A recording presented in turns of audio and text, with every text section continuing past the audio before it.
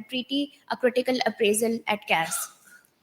Center for Aerospace and Security Studies is an independent and non-partisan think tank that envisions to serve as a thought leader. Our mission is to provide policy input and analysis on aerospace and international security issues. We shall now see a brief introductory video showcasing the scope of CAS's work and activities and the message from President CAS.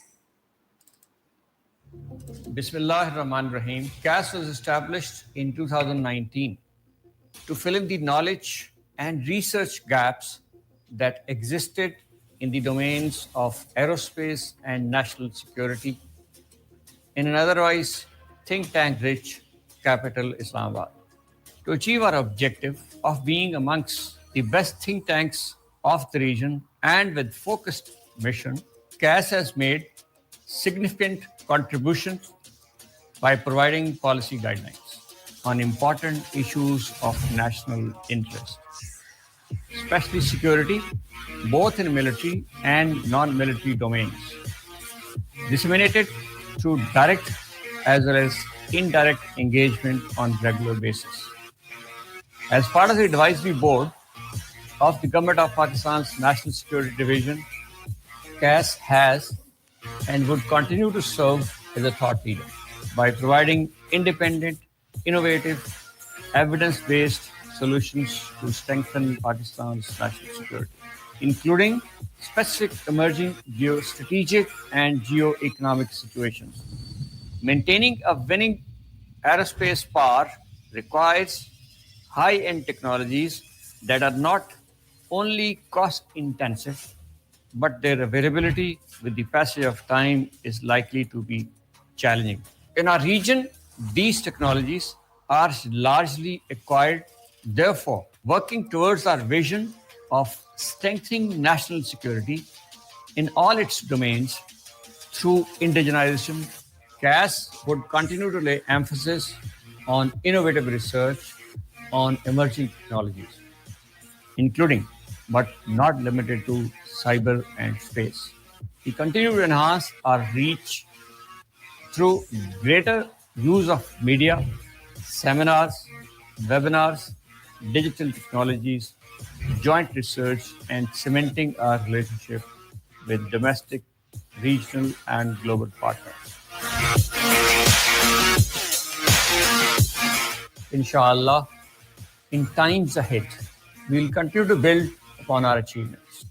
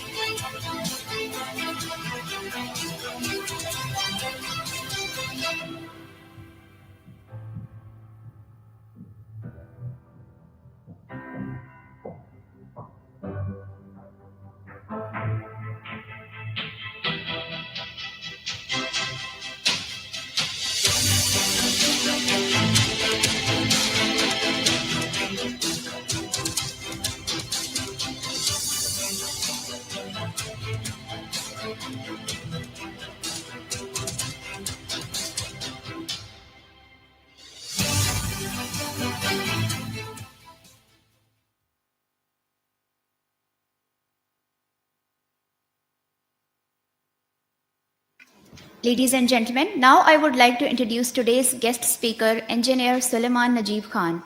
Engineer Suleman Najib Khan is an accomplished electrical power engineer and energy consultant with a broad expertise in power plants and hydropower plants. He has authored a number of institutional reports on energy and water with a particular focus on Pakistan's politics of water. Notably, he co-authored the 2015 Water Report presented at the Pakistan Economic Forum 3. Engineer Khan has contributed to various fields including technology management, aquifer recharge, water for human consumption, hydropower, and flood control. His contributions extend to membership in the Advisory Committee for the of the Federal Planning Commission and chairmanship of the Water Panel of the Pakistan Business Council, as well as teaching at the Pakistan's National Defense University.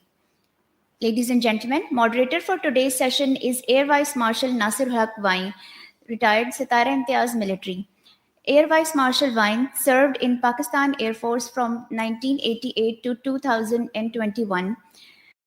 During his career, he commanded a fighter squadron, wing, and a base. He remained on the faculty of Flying Instructor School, Combat Commander School, and PF Air War College, and has also served as an instructor pilot with Sri Lankan Air Force. He did National Security and War course from National Defense University and has also served as Air Attaché to Pakistan Embassy in Beijing, China. His staff appointments include Secretary to Chief of the Air Staff, Inspector General Air Force, and Director General Joint Camp Gavadir. Presently, he is a director at CAS. I would request the moderator to come on the podium and introduce the subject.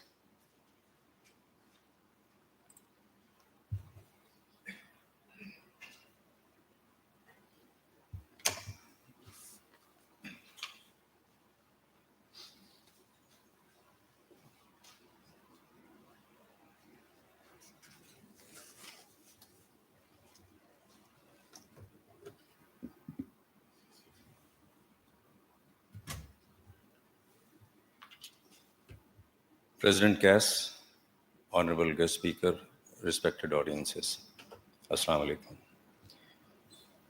While introducing any subject related to water issues in Pakistan, if I only say, be aware, be aware, be aware, water crisis is going to become number one problem in Pakistan. I think that should suffice. Ladies and gentlemen, Pakistan is facing severe water crisis. Our country is ranked 14th out of 17 countries most at risk due to water scarcity.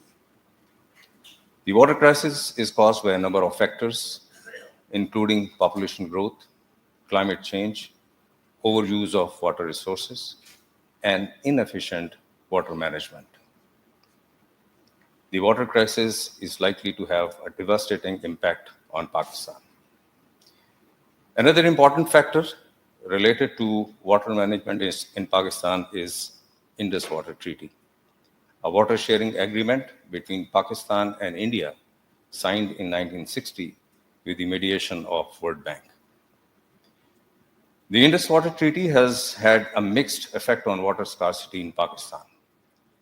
On one hand, the treaty has ensured that Pakistan has access to a reliable source of water for irrigation and drinking. This has helped to prevent water scarcity from becoming a major problem in Pakistan so far. On the other hand, the treaty has also limited Pakistan's ability to develop its own water resources, though the political will has remained the major reason for our inability to build those resources. This year, on January 25th, India has issued a notice to Pakistan seeking a review and modification in the treaty, citing reasons that the treaty does not take into account the effects of climate change and that the treaty is outdated and no longer reflects the realities of relationship between India and Pakistan. Ladies and gentlemen, the Indus Waters Treaty is a vital agreement between both India and Pakistan, which has helped prevent a major water conflict between the two countries for over 60 years. The treaty is now facing new challenges, and it remains to be seen whether India and Pakistan will be able to renegotiate the treaty and reach to a new agreement that meets the needs of both the countries, or a status quo is maintained. I would not deliberate more on this subject, as we are extremely fortunate to have with us one of the best qualified scholars on the topic, Engineer Suleman Najib Khan Sahib, with us today, who would enlighten us on four major questions. Firstly, What are the Indian motives behind the insistence of renegotiating Indus Waters Treaty? Secondly, what are the policy options for Pakistan to respond to Indian initiatives? Thirdly, how India has benefited due to Pakistan's inaction in the last 2 decades. And last but not least, what could be a possible way forward for Pakistan to save itself from becoming a water-scarce country? With these questions in mind, I would now request Mr. Suleman Najib Khan to enlighten us on this subject.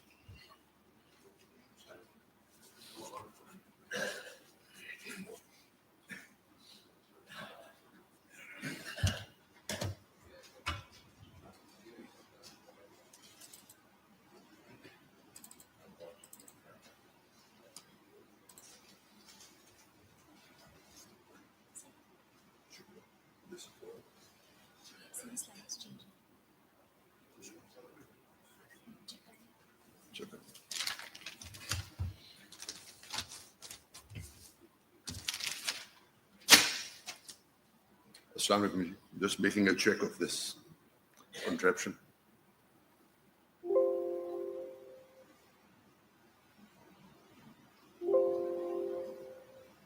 Moves.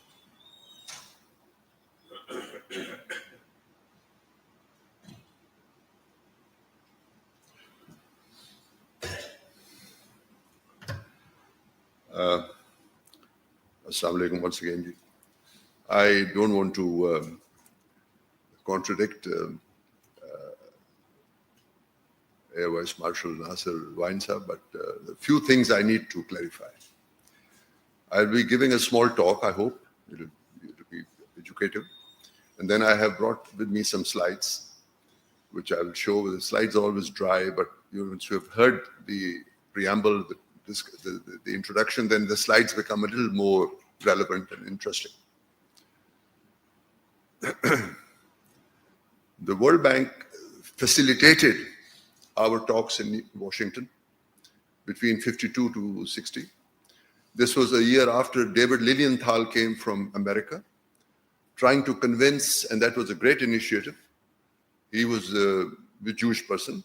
He was a director of the, launch director of the Tennessee Valley Authority. That is the project that brought America out of recession, the 1929 market collapse. And it was a great foresight of FDR, who was the second most popular president of America in 1932. He decided, where are the assets of America that we can use? Because we have got really, the economy had tanked. So he was told the 6-7 states around Tennessee, Mississippi, and that have a lot of land, a lot of water, and of course, underutilized. So he said, okay, I launched the TVA.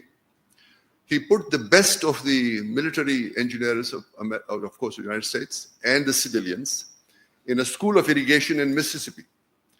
And he said, this will change the fortunes of the United States. And he was damn right. 27 dams, I think, were built and flood control infrastructure. And they did even phosphate mining.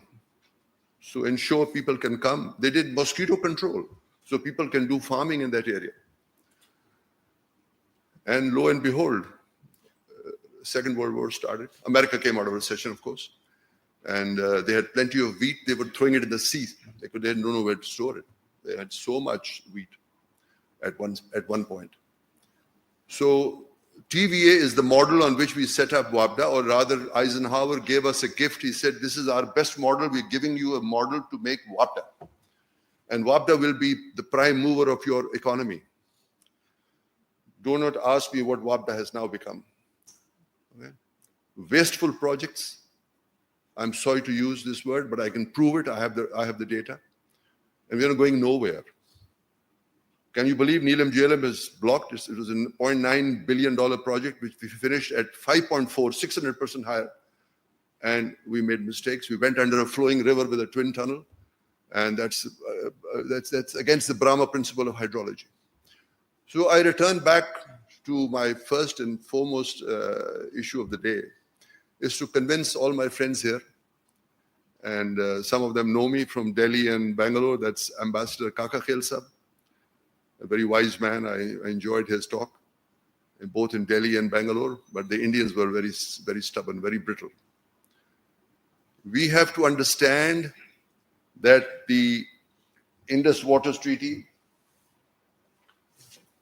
was not in isolation. They were convinced that Pakistan is a lower riparian. And they cannot cheat. Only India could cheat because they're the upper riparian. It's also for Bangladesh, East Pakistan, now Bangladesh. They were in the driving seat. So the Indians played a big game with us. So I'm sorry to take away your perceptions about the Indus Waters Treaty. It was simply an illusion to keep us cheated for 40 years, and now they've opened up. Now they know this country is going nowhere. They have already tanked, and the Indians know our economy better than perhaps we know our economy. Sorry to use this. It's maybe contradicting the government position on this, whatever position has been taken by the authorities in Islamabad. But it is my belief that the Indus Waters Treaty was an illusion. India wanted time. That's how I interpret IWT, and they got that time from us. There is no clause, out of 250 treaties in the world, only the Jordan Valley Treaty, because it related to Muslims, and the Indus Waters Treaty, because it definitely related to Muslims, has no clause for human consumption, for environment, for ecology. It was literally a surrender document. And what did we send to Washington? Let's go back to 1952.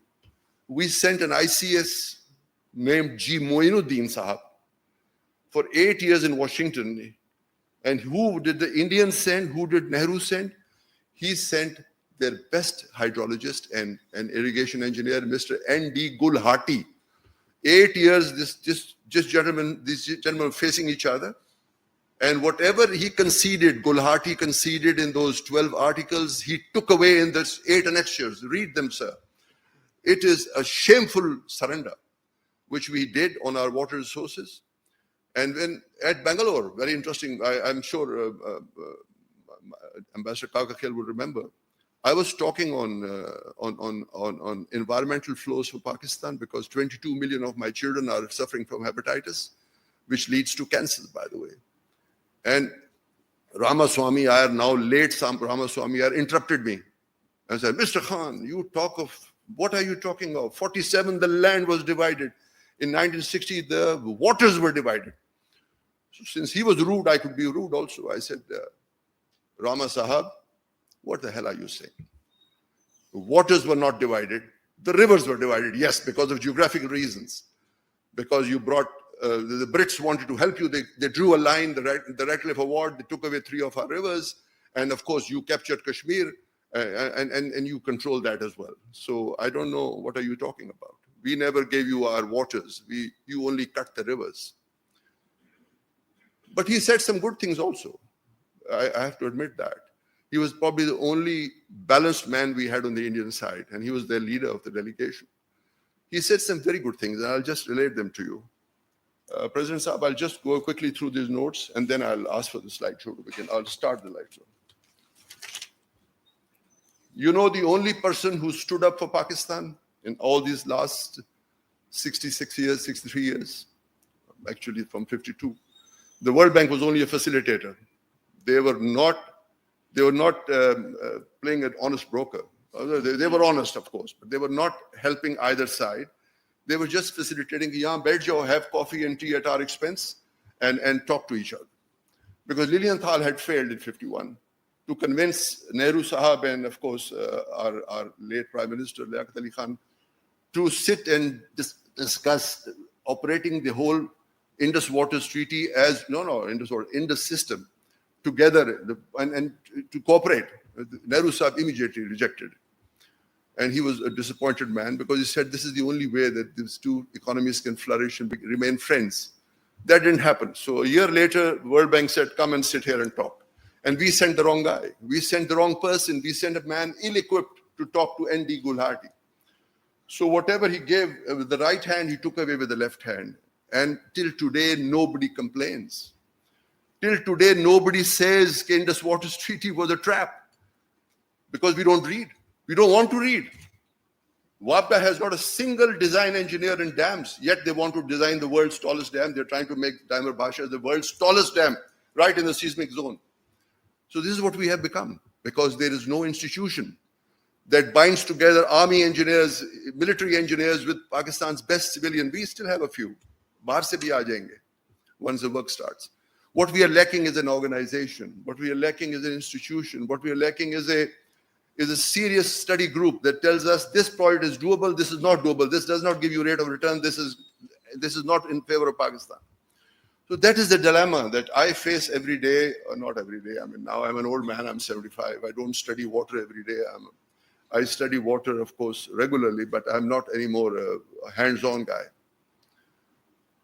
And I keep on telling everybody, for God's sakes, एक जगह बैठ जाएं अपने बंदों, अभी भी 2-4 जिंदा हैं अच्छे लोग, इनको बैठा लें. 10th of April, we lost the man who was running the entire canal system in Pakistan. He was 96 years and 11 months old. He died on 10th April with his boots on. He was going to attend a meeting in the Punjab irrigation. He could not be retired because there was nobody to succeed him. Nobody understood the canal system of Pakistan. He was also the advisor on Indus IRSA. He was also advisor on the Indus Commission, because we do not want to discuss water. Mahmood al-Hassan Siddiqui Sahab passed away on 10th of April. I wrote his obituary, and probably you can have it. His son asked me to write his obituary. This is our dilemma. Nobody in water knew about him. Most have retired who knew him. He was controlling the entire canal system. He was alone as a SC in Sargodha. He was controlling over 3 million acres of land, irrigation of 3 million acres of land. He was absolutely a colossus. We didn't know about him, but we had no replacement. He should have passed on his knowledge to an institution, and he should have been just a mentor and just a guide. But we kept him working because we had nobody to replace him. And of course, he was paid 50,000 rupees, a princely amount, 50,000 rupees a month.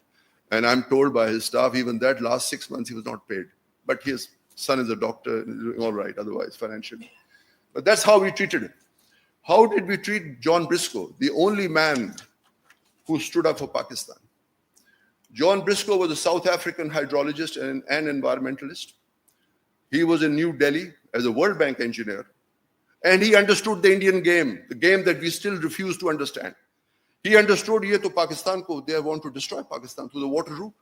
The Indus Waters Treaty is a trap.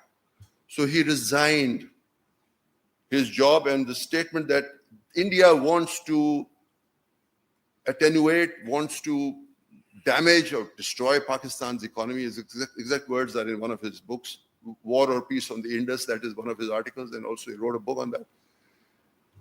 He became a professor of environmental sciences in Harvard.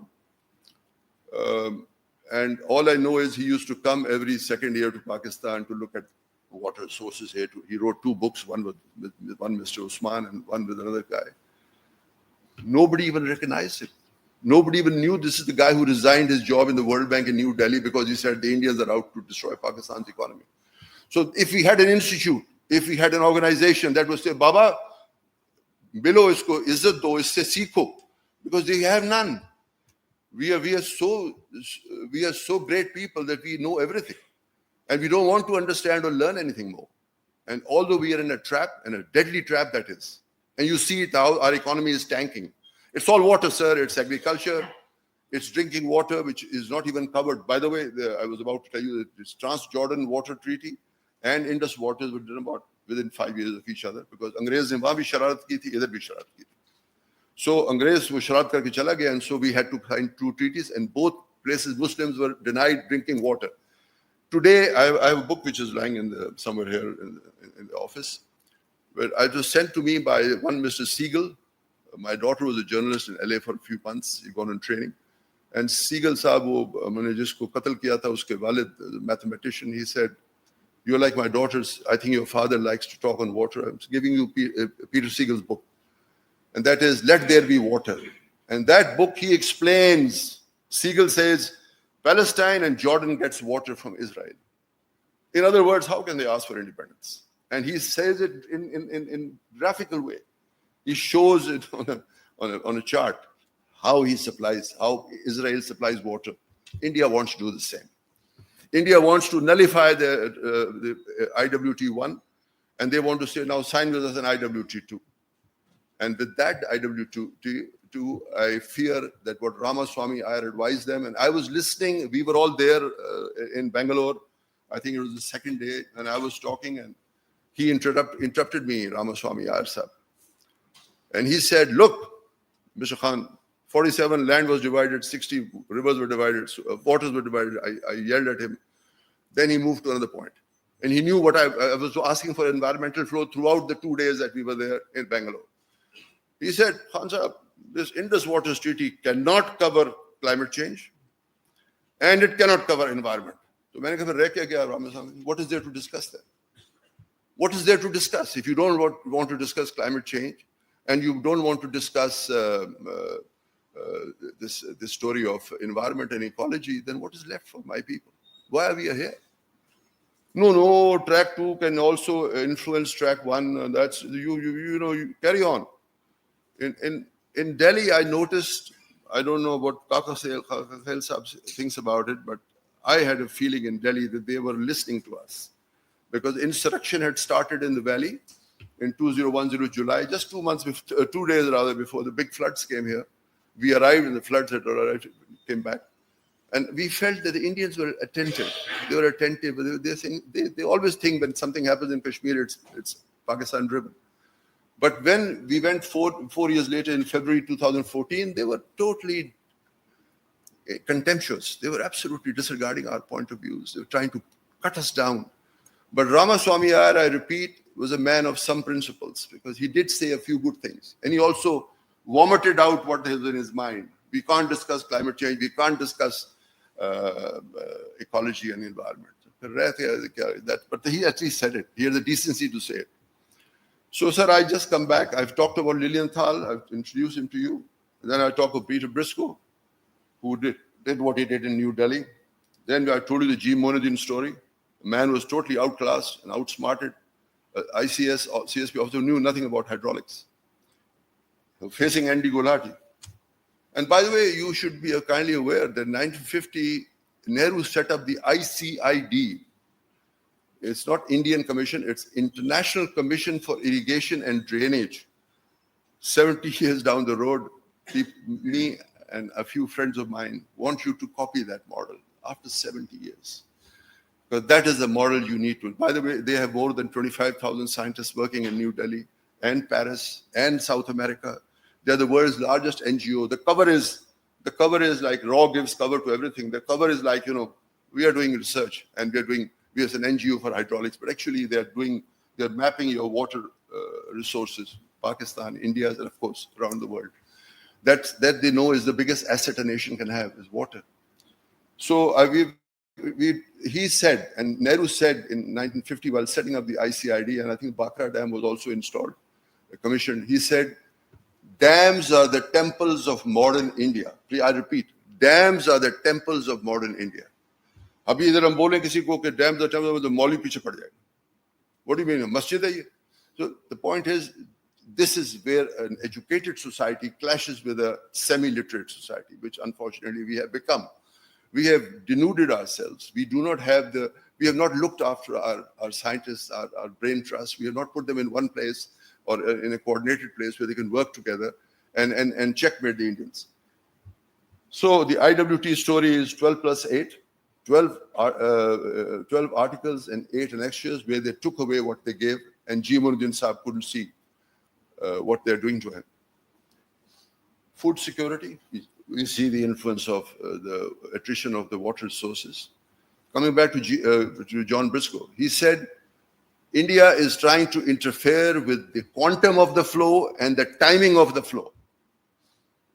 And in the end, I will give you a solution for that because we have to write and rise together. We have to tell the world this is an ecocide, not a genocide. This is an ecocide.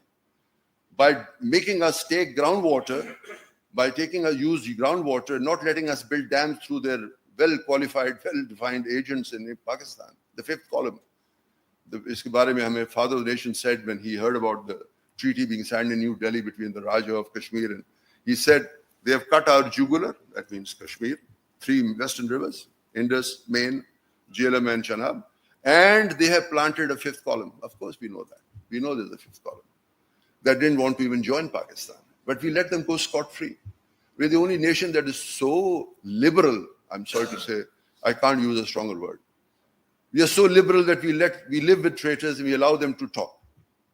No nation in the world would allow a nation to talk of strategic assets like water. But we do, and we are suffering the consequences.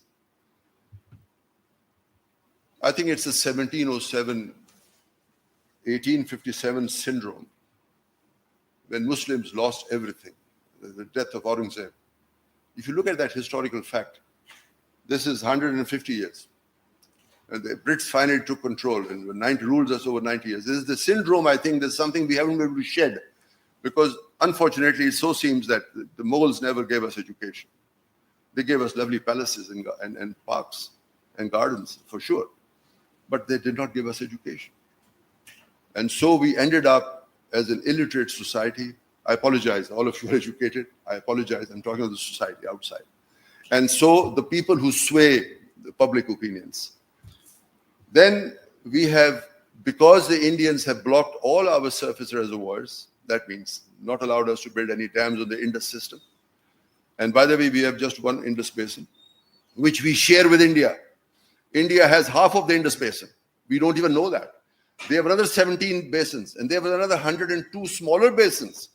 So Indians have about 128. We have 7, 8 very small ones. But the only one that really matters is the Indus basin, and we have less than half of it.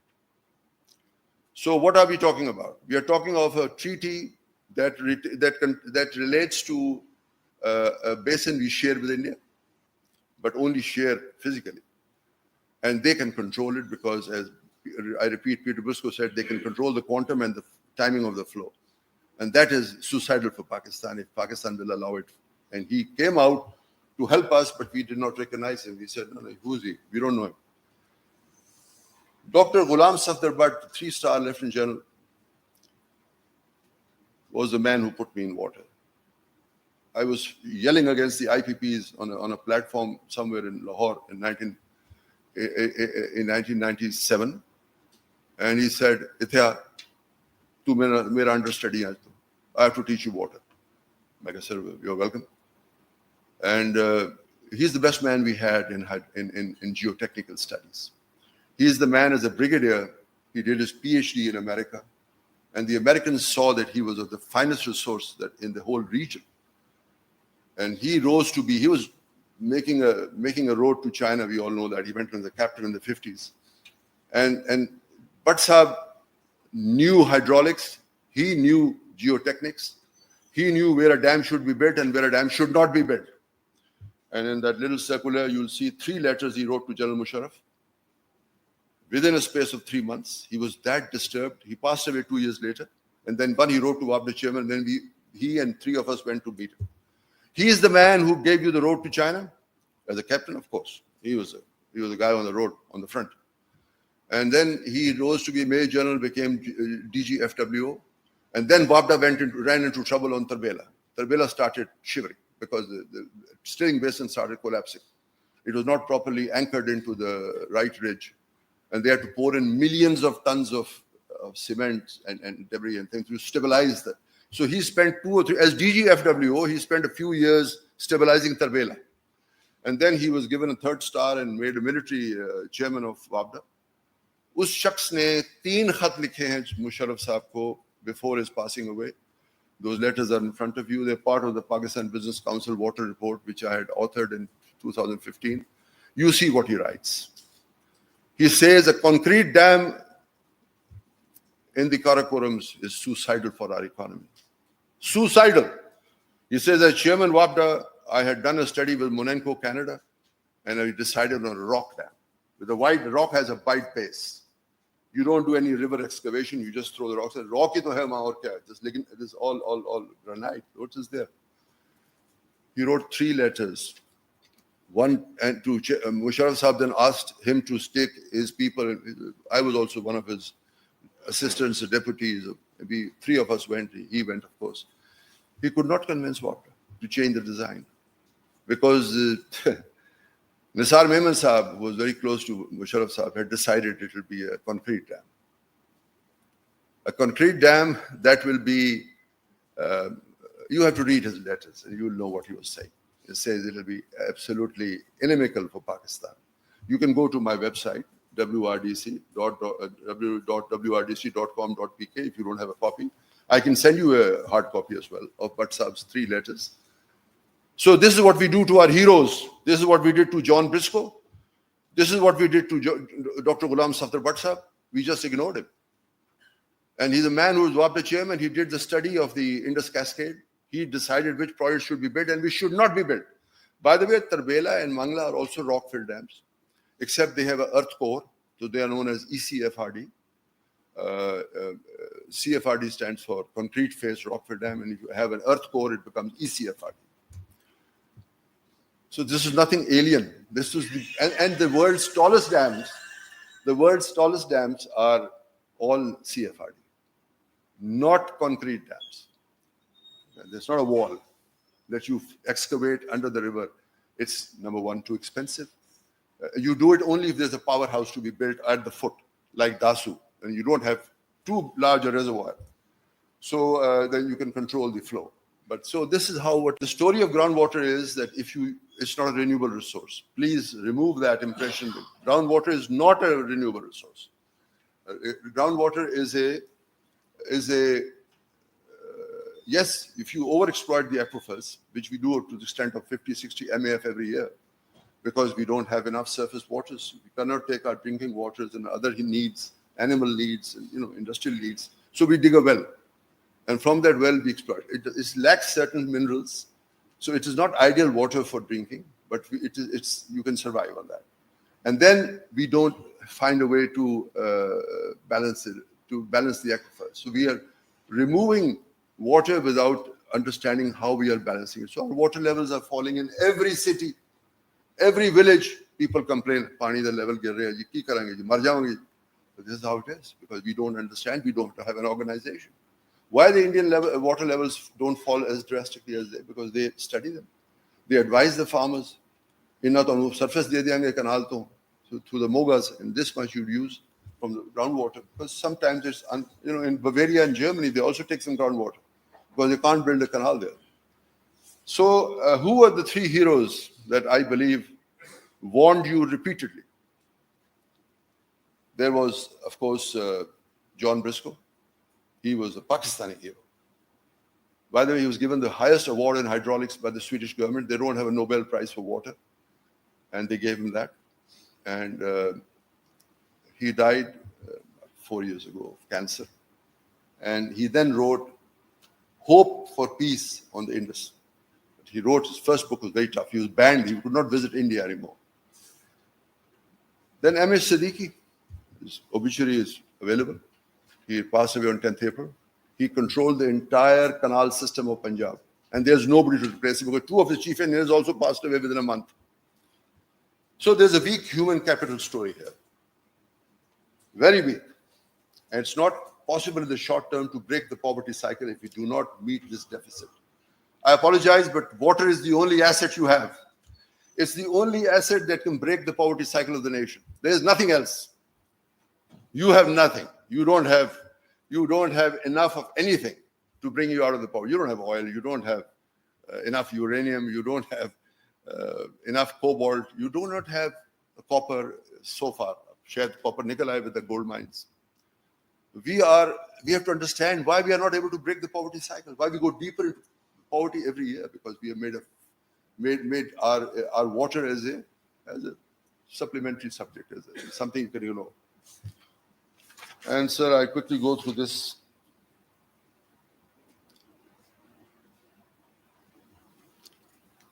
The United Nations Charter.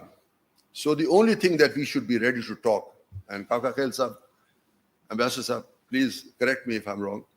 The only thing that we can fight with India over is environment. The United Nations Charter did not include 47, 46, 45, whenever they made the UN Charter, the present UN Charter, did not include the word environment or ecology. Today, it is the most important point on their agenda. So why we poor Muslims cannot rise and say, gee, we are destroyed by this Indus Waters Treaty, what they have done to our children's health, to our national health. We can't survive as a nation. This is ecocide. This is ecology side, ecocide. The world will listen. If we are willing to make an institute and have our best people there writing this report or this book or whatever you want to call it. But we have to rise like one. Ramaswamy Iyer told me, sir, our friend, joint study is now important. He kept on repeating that. So sometimes a bad man or an enemy can also do Dana Dushman. Is now most important, he said. And one of the Indian IITs is looking at it. I believe bilateralism is not going to work on water because they know it's a killer weapon for them. They know they can keep Pakistan weak and they can, God forbid, even dream of breaking up what is left of Pakistan if we do not solve our water problem. They'll not help us. They'll avoid that subject. We have to rise as one man and say, no, this is what is happening to our people, our children. And the world will listen because environment ecology has become the hottest topic on the globe, and for good reasons. And by the way, Ramaswamy Iyer, I repeat, he said, keep environmental flows and climate change, I already mentioned that, out of because he knew this is where they have a weak point. This is where they have cheated on us, and this is where they intend to use as a weapon to damage Pakistan, God forbid, and our children. Shakil Romshu, a Muslim professor from Srinagar, was very, very good. He was helping us without making it too obvious. He said, let us have hard data and facts to modify the treaty matters. So he knew the hard facts will support us. And I will now move to the slides. I think I've talked enough on this. Slides, I will make it a very quick move. So I hope that we can go through this. Sir, I have till 1 o'clock or a little less than that. I don't want to bore these gentlemen. Water is a boring subject. But I've tried to make it interesting, or not interesting, and make it frightening rather. Bismillah ji.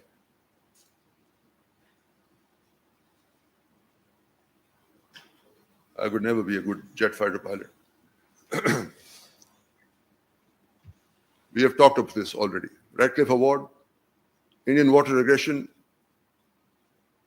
Madhopur, they brought a British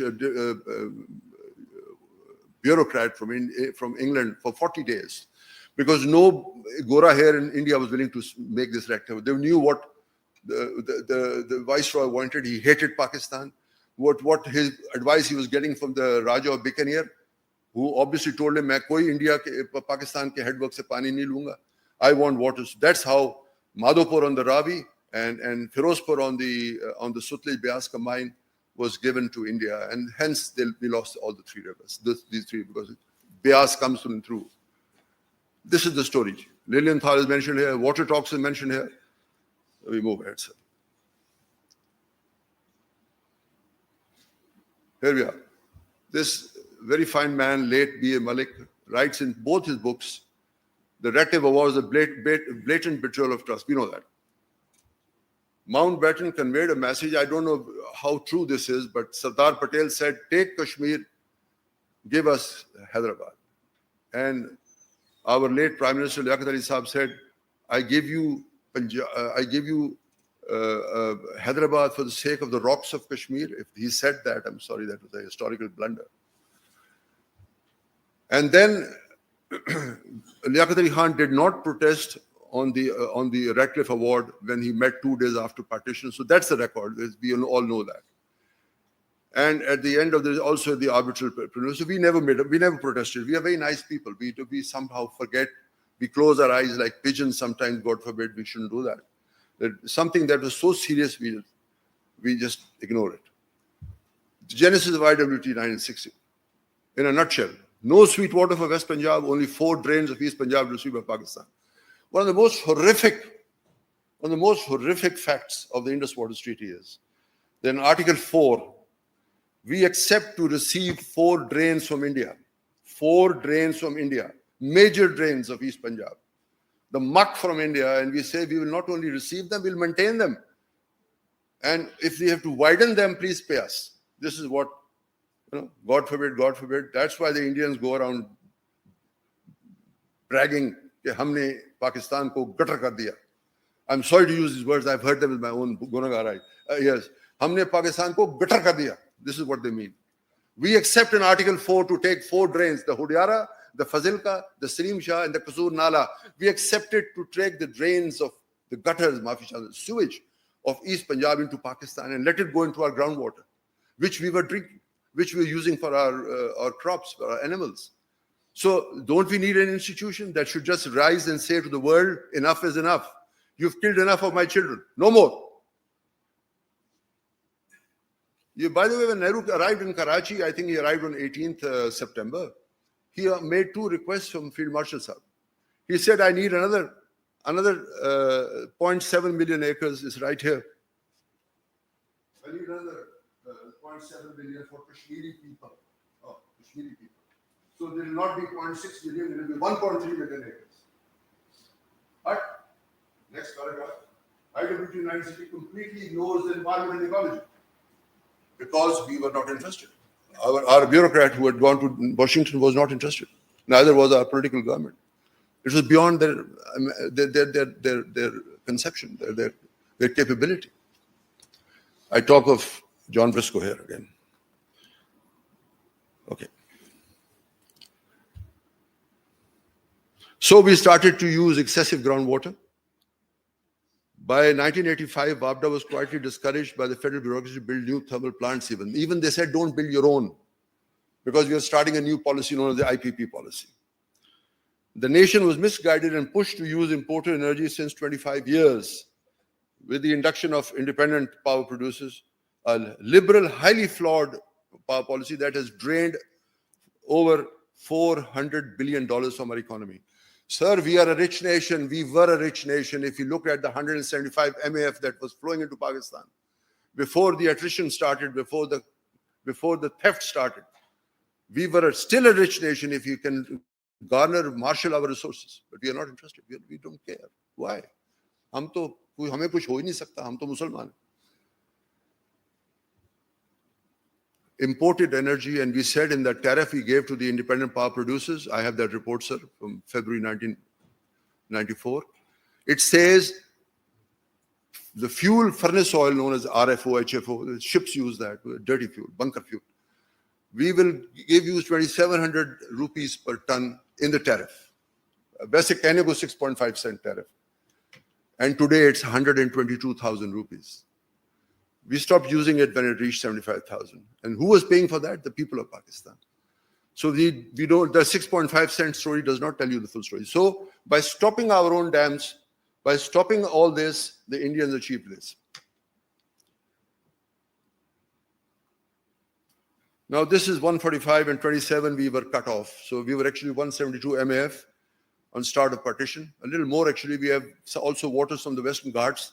From Balochistan we get, now these days it's rampant, we get more than 10 MAF from the west. From the river, there's no real rivers, it's from the ranges. So we lost 20% from, thank you Mr. Ratcliffe, we lost 20% of our surface flows. We still had enough if we could build the Indus Cascade, of course. Article 3, provision regarding western rivers. Another trick India plays, or Andy Gulhati plays on our great bureaucrat. He tells him, "Ji, har paragraph mein hai, let flow, the western rivers, water, let flow." What a cheat, yaar. Hamara banda satisfy ho gaya.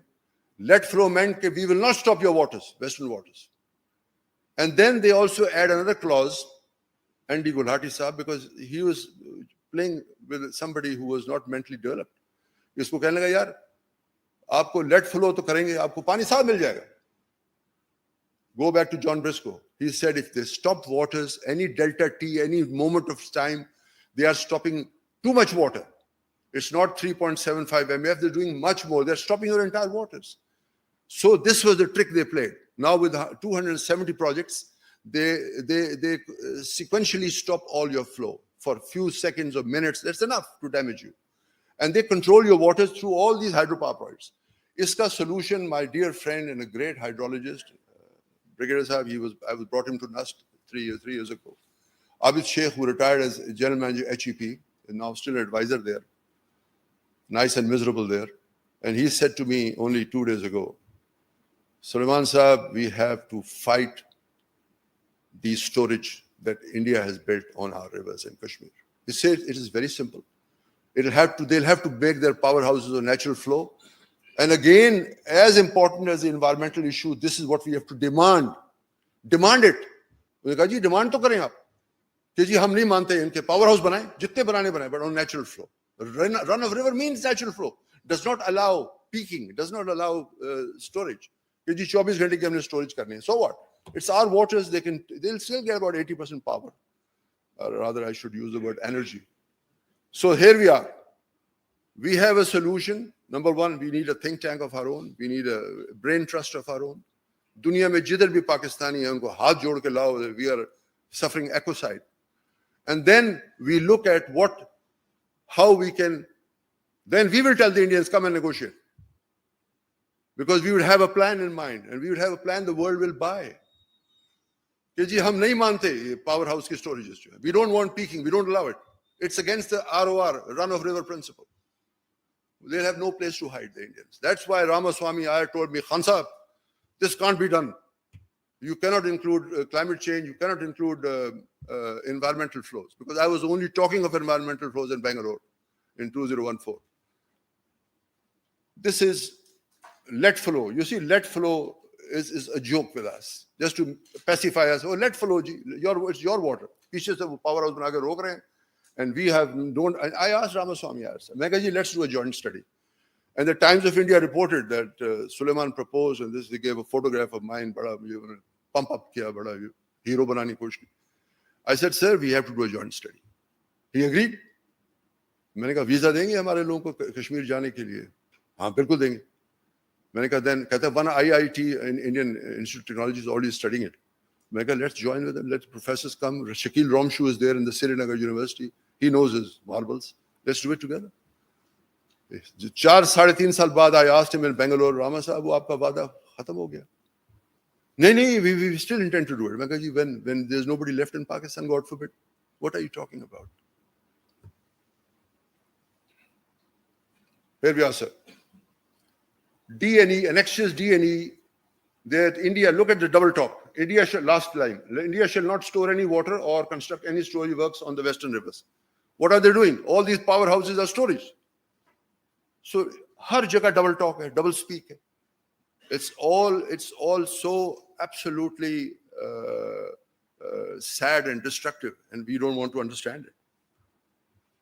This is Article 4 I mentioned to you. Pakistan shall maintain in good order its portions of the drainages mentioned with capacities not less than the Kudiara, Kasur Nala, Salim Shah, Fazilka. This is the most shameful document that any nation, any neighbor can accept. And till today, we don't protest. Hepatitis ho jaye hamare logon ko, cancers ho jaye, kitne hospital banayenge? How much misery you want to give to our people? So, we're giving misery, we're not interested to even talk about it. Tell the world. Tell the world what they're doing to us. Ecocide. This is the real big ecocide. Hitler ne bute bande nahi mare the jo ye kar rahe hain hamare sath. Adolf Hitler could not kill as many with his gas chambers as they are doing with our water situation. And if India wants, we will pay for it. India says, aapko hum pay bhi karenge. You are good shooters. I'm sorry to use this word, but this is what they treat us like. And then the genesis of the Kishinganga project. When Nehru Sahib came, he not only asked for another 0.7 million additional storages for Kashmiri people. Kashmir, he also talk of Jammu. But he said, कि हमारे वो जो है ना JLM की tributaries, उन पे अभी हम power house allow करते हैं. North South, JLM straight into Wooler. So Ayub Khan Sahib didn't fully understand. He said, of course, हमारा जो ताल्लुक होता है guest का और host का. So he came a day earlier and made this demand to Ayub Sahib on the very first meeting. कि हमने आपसे 0.7 और लेना है. Additional water storage that we can use, consumptive use for Kashmir, lie. And then you have to allow us a powerhouse on one of the tributaries of Jhelum. Yani they were thinking 30 years in advance कि हमने Kishan Ganga बनाना है. That's how because they have the ICID, they have the International Commission, they have the brain trust, they have the people who understand water, who study water, who the largest NGO in the world, I believe. I was told in Delhi that they have 25,000 technicians, scientists, hydrologists. WAPDA has not a single dam engineer, and they're trying to build the world's tallest dam, known as Dam Basha, a concrete dam. So हमारी ये हालत है. So somebody has to wake up. President Sahab, I'm making an appeal to you in front of all these wonderful gentlemen, these 3 stars and 2 stars. Ek kar deo, sir. Before you see my obituary in the newspapers. तीनों उस्ताद मेरे फौत हो गए. General Bhatt साहब अल्लाह को प्यारे हुए on 1st May 2006. 2 years after we went to WAPDA to protest the design, but the Sindhi lobby was holding it as hard, and that's because of Nisar Memon. And he had appointed Raghib Shah as member water and gave him another 3 years as a retired officer. So this was all planned. And as Dr. Honorary Dr. Shamsul Mulk says, our water planning is not done in Islamabad, it's done in New Delhi. I have to tell you all this because these are existential threats, existential realities. We have to understand them. We are a good people, but once we focus on something, we can achieve it. But we have to focus. We don't focus on this damn thing.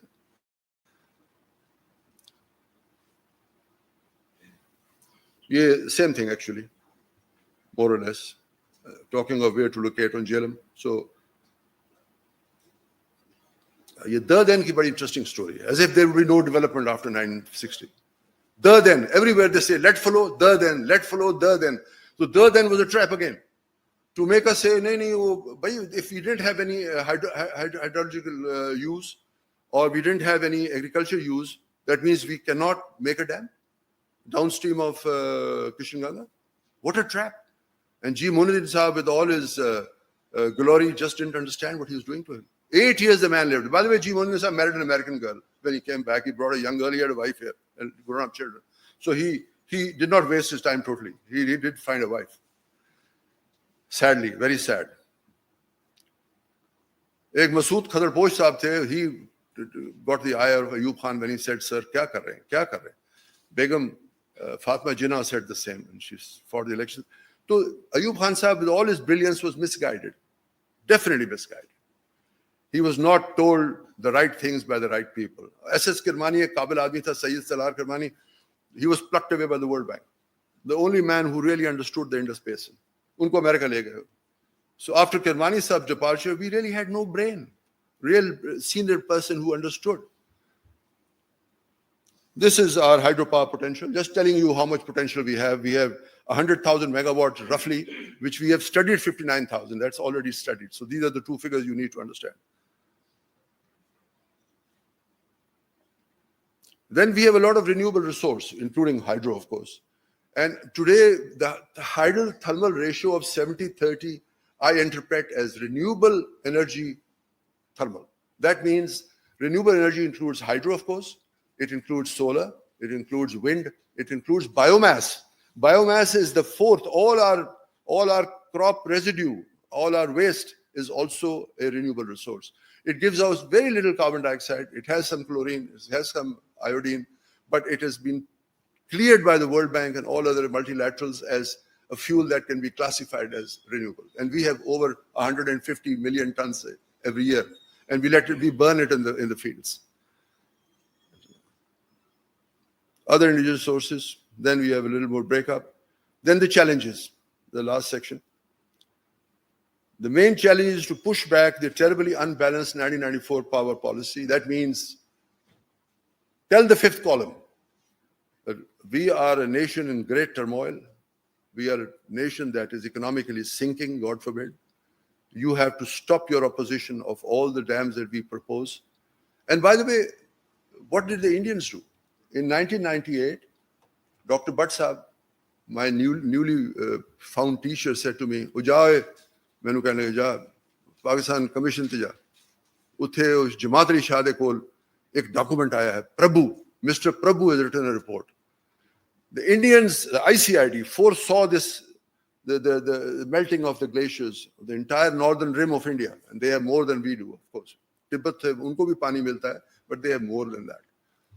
So I went to this Jamaat-e Shah Sahib. It was 2002. It was a 4-year-old document. I've been sent by Dr. Bhatt, and this is confidential.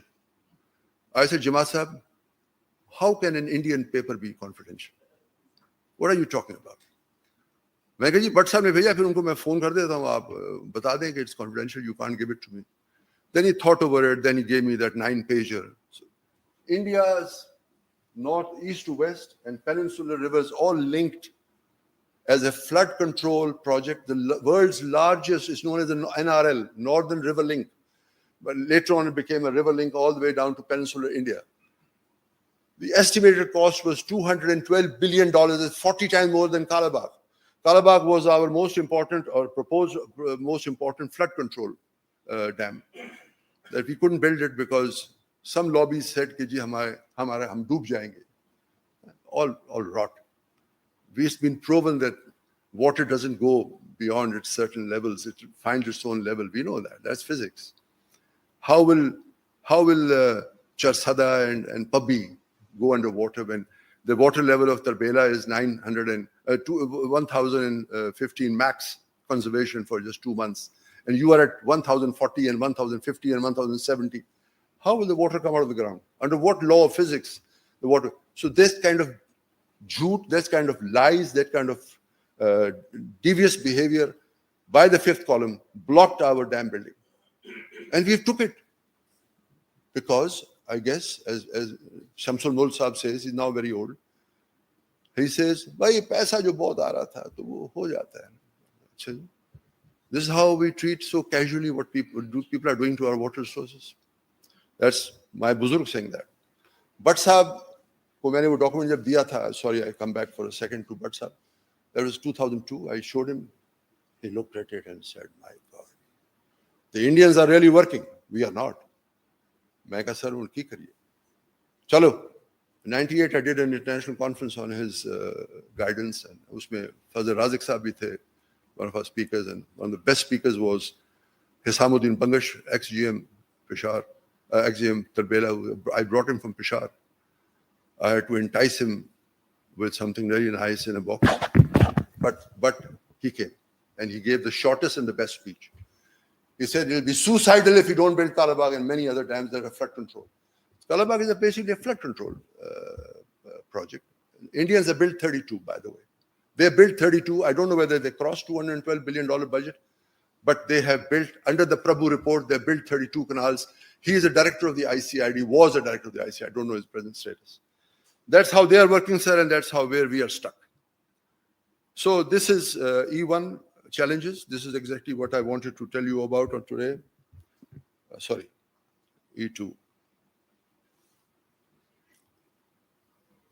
And I'm talking also of solar, and I'm telling you what solar as a reality has become. There's also one of the 4 renewables.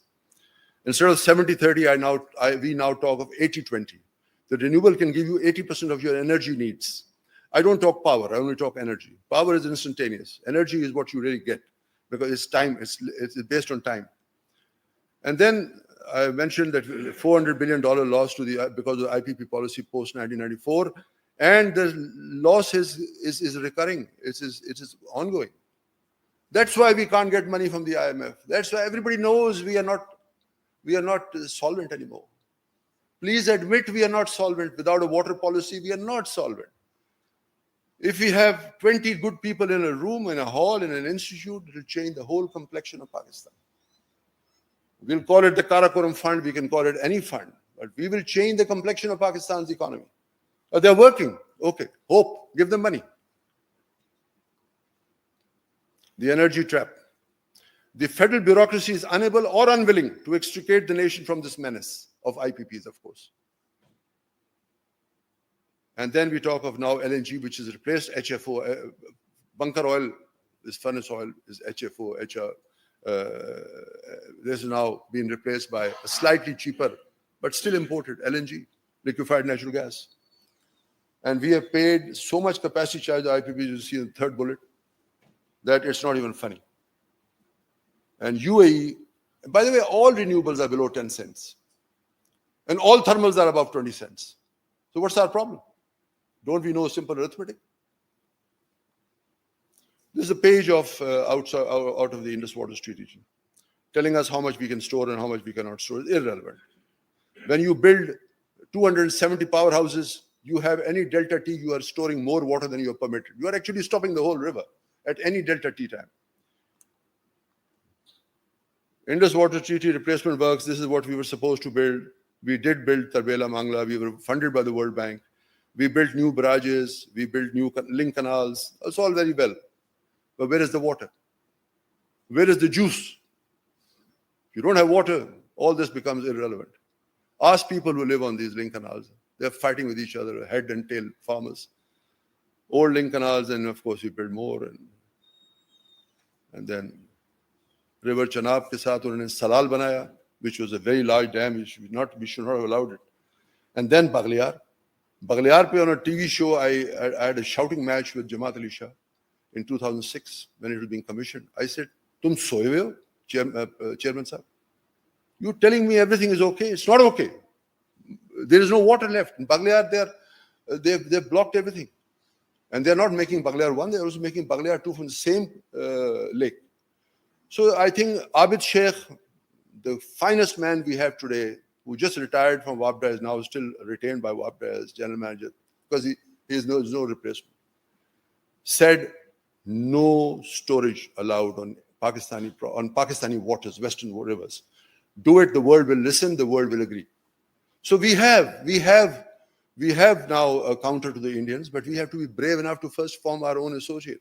Let them stop the Indus Waters Treaty. Let them block it. Let them trash it. We can go to the world and tell the world this is not genocide, this is ecocide. They have gone 10 steps ahead. They've already killed millions of my people. They've already given me a $1 trillion loss from the entire water sector, including the IPP menace. So, Chenab par unki bahut nazar hai ji, because Chenab is a fairly large river. So is the other one.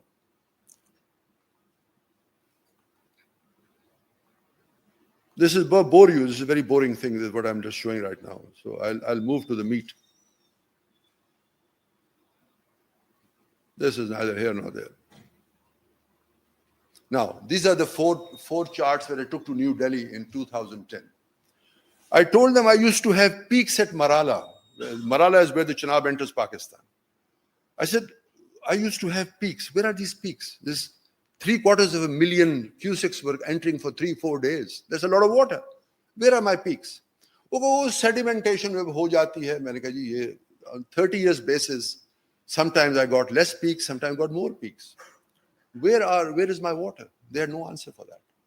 And that's when the Times of India said, water boiling across the line of control in my photograph. No, thank you, Indians. Give me water for my children. And in different timelines, we have these charts, and there was no escape. They had no answer for this. They are stealing your waters from they're stealing from Chenab, bringing it into an old bed from somewhere in East Punjab. So they are stealing wholesale. ना उस joint study करवाते हैं, ना हम जाते हैं किसी के पास शिकायत करने के लिए. Everything is fine. So that is where we are going wrong. We have to complain as a nation. We are suffering not genocide but ecocide. I repeat for the 5th time. So these were the charts that completely floored them in 2010.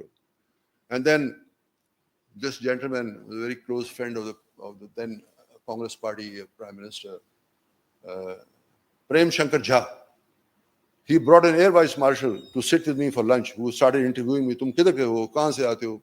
Main kaha, I'm a very poor guy. My father was just a squadron leader. He passed away in 1960. So I said, yeah, I'm a very poor man. What do you want to know from me? So Prem Shankar Jha mujhe kehta hai, tum tang jo bahut kar rahe ho 3 din se hame. Urdu mein kaha, hasa. Yaar, solar power laga lo, mujhe kehta hai. Maine kaha, I can't drink solar power. I can't give solar power to my children. It's energy, yes, but I can't drink it. Kya baat kar rahe hain aap? So 2010 with this insurrection in Kashmir, they were more attentive, they were more careful, they were definitely worried about something. They were discussing, oh yaar, 6 ho gaye, 8 ho gaye. They were discussing like a cricket match, God forbid. They're discussing the deaths of our children in Kashmir as if it was a damn cricket match. मैंने पूछा, मैं ये क्या बातें हो रही हैं? यार वो आपके लोगों ने शुरू कर दिया कश्मीर में. The only thing that you need to know is that climate change, the reality. And we all know it by now. And by the way, 2010 summers, Srinagar came underwater. And I told Romshu in Bangalore in 2014, Professor Sahab, हमसे भी झूठ बोलते हो. You said there is water shortage in Kashmir, and there you are flooded. Jhelum River flooded you guys in 2010. Now, water security, sir. CAS is a security organization. When we started using excessive groundwater, we created many issues for ourselves. Health, environment, and then of course we were forced to use imported energy. So the economic black hole we created was a result of not building the dams we needed, the flood control dams and the basic irrigation surface reservoirs, that's the word. This is a very interesting chart made by the great man Shamsul Mulk Sahab, who's now very ill. I show it everywhere. This is your hydraulic machine. You have from 9,000 feet all the way down to 900 feet. Kalabag is the farthest project. This shows you the head of all your projects on the Indus. This will be here. Anybody interested can take a copy from CAS. Within 550 miles, you come down, Indus comes down from 9,000 feet to 915 feet. This is your hydraulic machine. Very few countries have that. We are blessed with, we are the 9 countries of the world that can survive on hydropower if we were to develop it. Please understand that. We are not interested to develop it. Hindustan ko naraz nahi karna, 4 bureaucrats ko naraz nahi karna, 4 politicians ko naraz nahi karna. So that's it. That's what we are. That's what we have become, rather. This is our hydraulic machine. It's the envy of the world. This is part of the report. I'm sure CAS को मैंने कॉपियां दी हैं. जो जिसको भी copy चाहिए, I'll provide it. This is to show that Indus becomes a great river after entering Pakistan. Brigadier Sahab knows that I gave a very impassioned talk in 2019 on the Gilgit-Baltistan situation. I said, खुदा के लिए उसके constitutional problems खत्म करो. Gilgit-Baltistan was never Kashmir. Yes, Maharaja Ranjit Singh's Raja from Srinagar conquered it, but so did the British conquer us. That we didn't become British. So how come they claim that, how come the Indians right to the World Bank is part of Greater Kashmir? It is not part of Greater Kashmir. Ethnically, linguistically, northern areas have nothing to do with Kashmir. Yes, they were conquered. They're different breed, they're different human beings. तो आप बोलते क्यों नहीं? Why tell the World Bank? ये हमने तो आज़ादी ली है बेचारों ने, हमने लड़के लिए. General Rahil Saab gave an award to the widow of Major Brown in London, I think 2012 when he was army chief. He was made to give an award. सबने कहा जी उनको award देंगे, मियाँ तो फौत हो गया. But he was a guy who fought with the northern area people. एक वहाँ हमारे Colonel Essen थे, 2-3 हमारे locals भी थे वहाँ. So they fought for their independence against Kashmir. वो जो एक आया हुआ था Brigadier साहब, उसको भगा दिया. Manzara Singh या जो भी था भाग गया. So you don't tell the world this. We are not in northern areas, nothing to do with Kashmir. So they have changed the world maps. CNN shows the Indian maps now. What are we doing? Why are we not waking up? This is $1 trillion story. This has made us poor. And they are not letting anybody finance. The Neelam Jhelum was financed by us, and we made a mess of it. Now the Damar Bhasha, which is a killer project for us, if we build it as a concrete dam, that's according to my teacher, General Bhatt. Indus grows in the northern areas of Pakistan. It becomes a great river after entering Pakistan. It enters as an 8 MAF annual flow river, LOC, across the LOC. It becomes, by the time it reaches Chalas, is 50 MAF. By the time it reaches Tarbela, is 62 MAF. By the time it reaches proposed Kalabag, is 94 MAF. And that's minimum flow per year. So it grows, and yet we don't want to protect this area.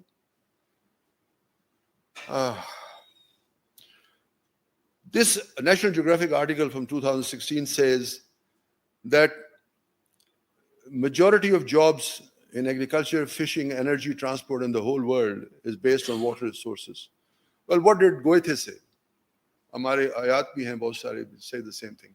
Goethe said, everything is born of water.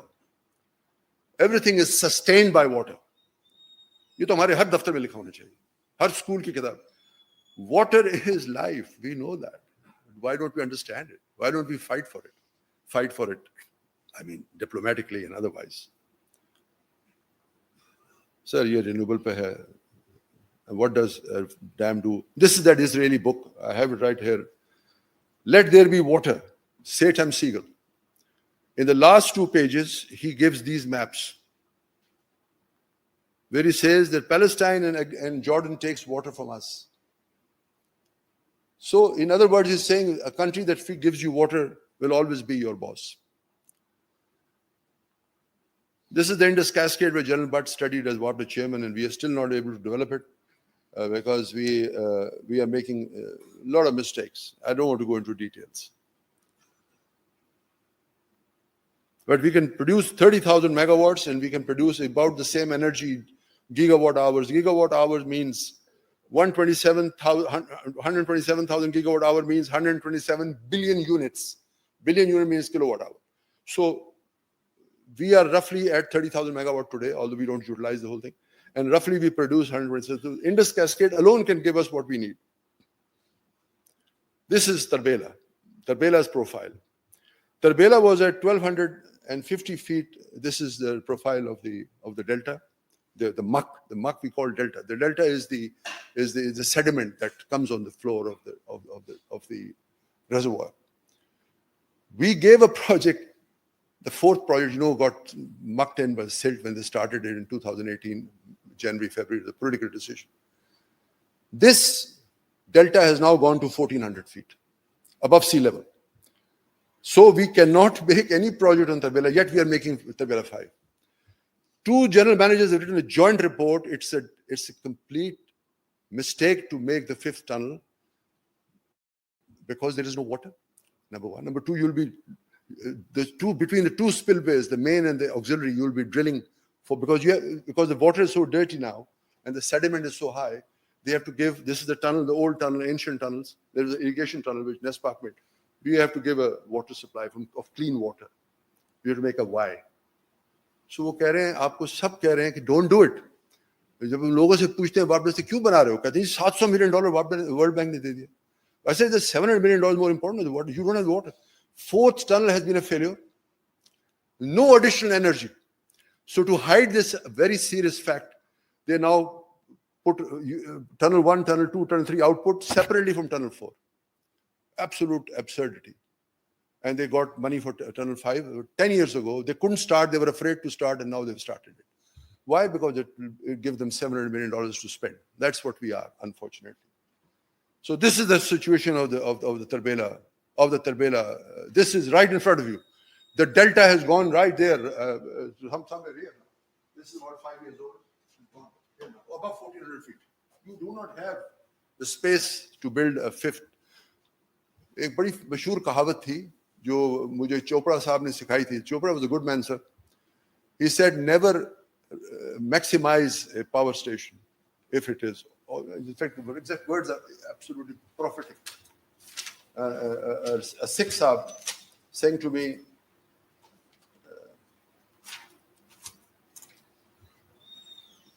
and I'll share it with you. He says, when a project is running fine, don't try to increase the capacity because you will mess around with something or you'll tinker with something, you damage something. Anyhow, so coming to the next one quickly. Why WRDC must survive? WRDC must survive. It is a mother project for us. TVA brought America out of recession. They could face Hitler by 1942. America had that kind of money, power, and they could face the enemy. And what was it? U.S. Army Corps of Engineers joined hands with the best civilians. They made a joint study group. They made a joint institute in Mississippi. And they became the envy of the world. WRDC was created in 1958 on the TVA model. It was a gift from President Eisenhower. We should know that. Please remember, WRDC had surpluses before 1995. They used to give loans to the government of Pakistan, the rupee loans. But then came the rural electrification, which we were doing beyond our capacity. And the influentials, our MPs and MNAs, forced WRDC to give power where we did not have the capacity. And that's what we did to WRDC. And then we broke it into discos. कि लोग उनको बुरा भला कहें, WRDC को ना कहें. The fact is, WRDC did it. WRDC is there. WRDC was the company that did it all. This is my hero, Hasamuddin Bangash, who gave the best speech in 1998. It was the launch event of 9th February 98. It's just 25 years and some months. He said, this is absolutely vital for survival of Pakistan. So I'll complete in 2 minutes. Then we have in the United Nations Charter a mechanism to renegotiate where you were cheated or you were ignorant or you were inexperienced. You can go and tell them, "Humse IPP lagwa diya, main dam nahi banane diya." You can do that. This is available. This is all about UNIDROIT. You can go and say, "Okay, we've been cheated." This is the primary use in 2018. I'm sorry, you don't have the latest figures. Roughly about 100 million tons of oil equivalent was our energy needs. So you should kindly know that. And we only get 16 million from hydro resources. This is energy, of course. Way forward, I think one of my last slides, create SIPSA and PEPE. PEPE is for energy and energy planning and execution. SIPSA is the Commission for Indus Basin Strategic Analysis. We still don't understand the upper Indus. All senior engineers in WRDC tell me we don't understand the upper Indus. And why are you making dams, Baba? How can you make flood control infrastructure? You can't. So this is our situation. This is why we need. And this is my first, I proposed, a very humble guy. I was hardly into water at that time in 9th February 98. But since I was the convener, but somebody said, "Tu kuch kehna." Main kaha, SIPSA di gal karanga. So, wonderful man, God bless him. What will SIPSA be? SIPSA will be in tow with military engineers, Pakistan Indus Water Commission, WRDC Hydroelectric, and PCRWR. That's just a tube-well digger now. And of course, PEPE will be Atomic Energy Commission, PEPE military engineers, again, PIP, NTDC, and alternative board. And then I'm of course talking of the Greater Kashmir crisis, which I think is an absolute existential threat. We have to do it together with attacking what they are doing to our water resources. We have to approach the International Court of Justice to stop further Indian mischief, whose sole objective is to block development of the Indus Cascade and much more.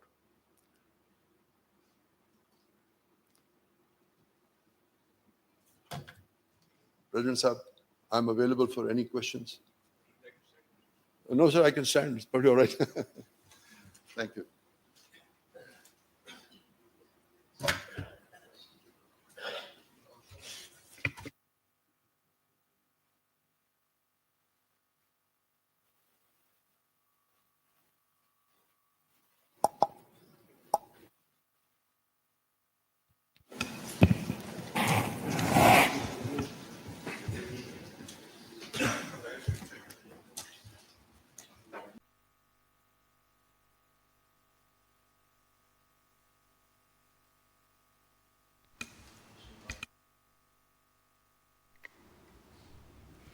Bismillah ar-Rahman ar-Rahim.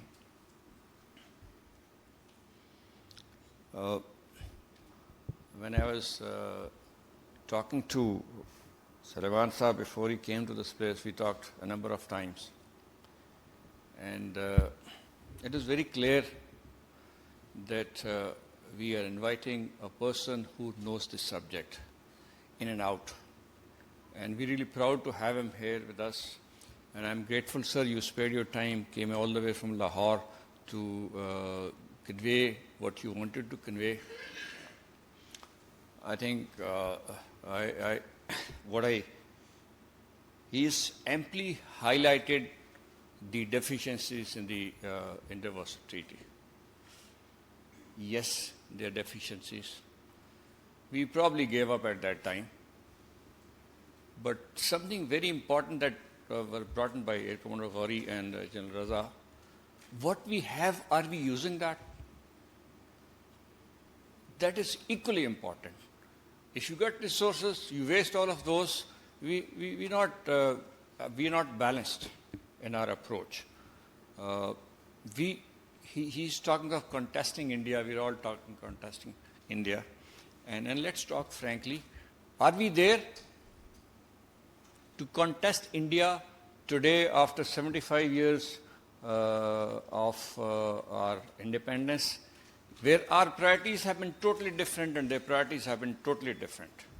There are two things that they have. Please try and contest, if you can, their education system. If you do not have a good education system, how could you have specialists? From where would you bring specialists? We can hire some consultants from internationally, but you got to have thinking minds in our system.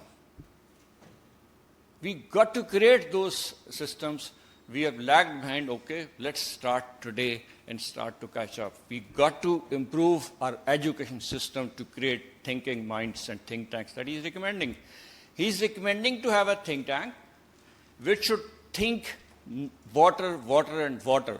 And the specialists should talk and bring out the way forward. That is one. So we have lagged behind. We need to catch up on the education system if you want to catch up. And then the story doesn't end at the water. The other subjects that we're facing today are equally important. Is it not important that we have every week 5 to 6 of our soldiers dying? We are picking up bodies for the last 40 years. Was it a well thought out? We need to think what we are doing, and we need to have our education system sorted out to create think tanks. And the second point that I want to, if you want to compete with India, please have institutions. You would never see India making a decision abrupt. Have you ever heard an Indian Prime Minister making a statement, I will make dams, I will make roads, I will make highways, I will make this? No. It is the institution which makes decisions. So if he is referring of a letter to be read by the President, the approach is not correct in my view.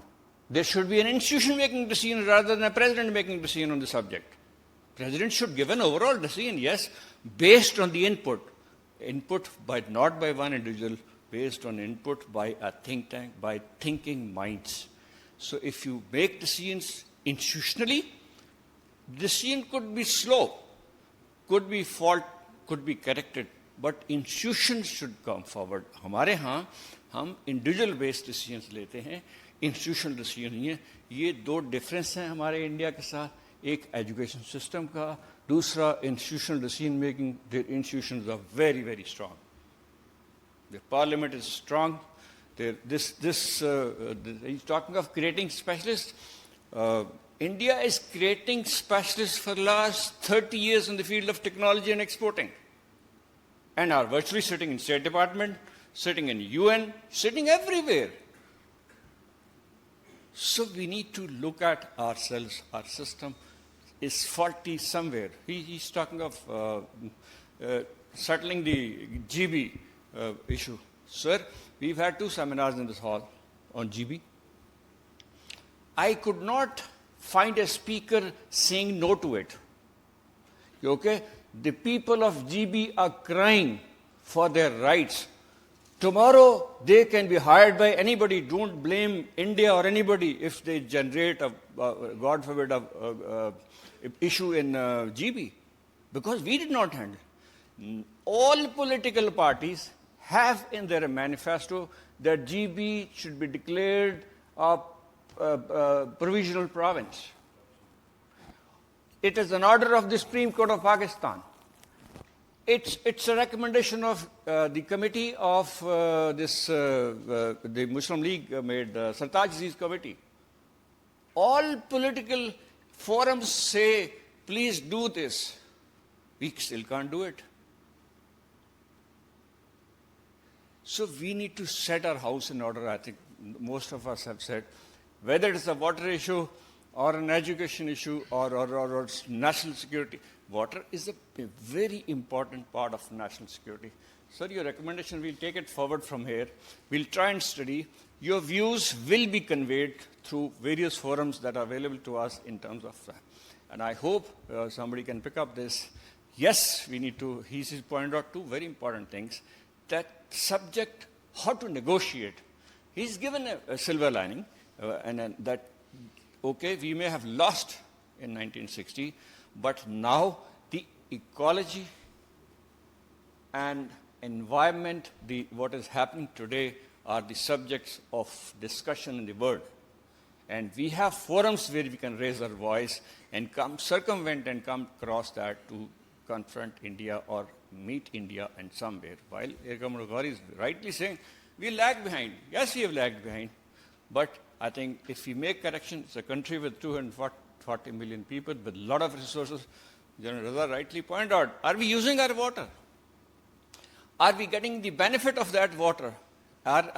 We had a seminar here on food security, and eminent speakers came and all said our agriculture system is faulty. It consumes much more water than what we should be. The output of this water that we're getting is much lesser than what we should.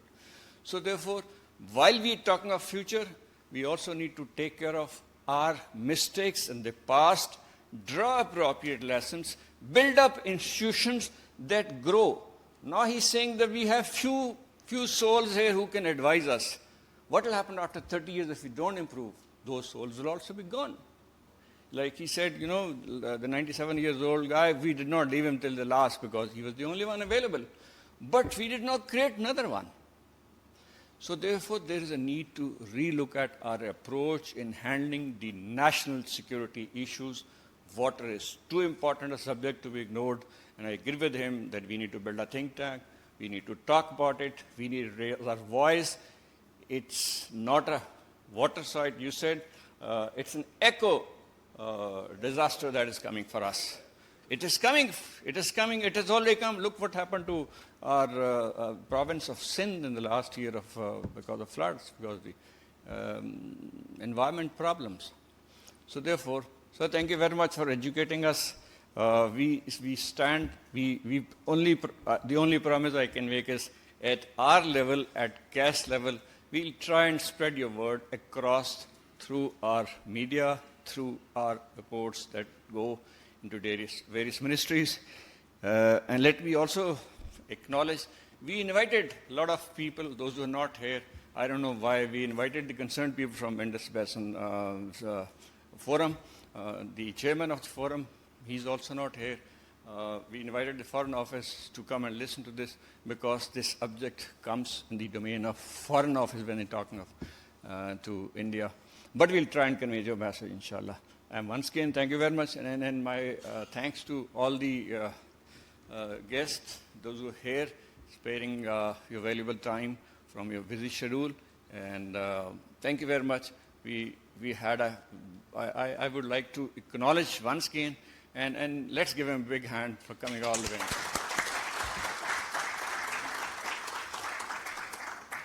Thank you very much, Salman Sahab. Thank you.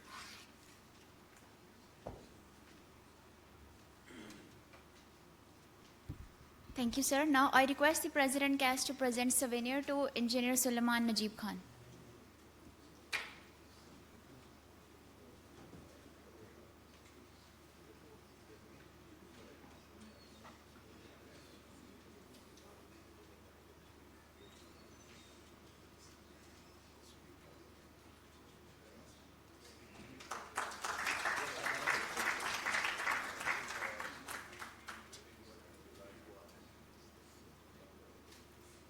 Now I request the President CAS, our worthy speaker and moderator, for a group photograph.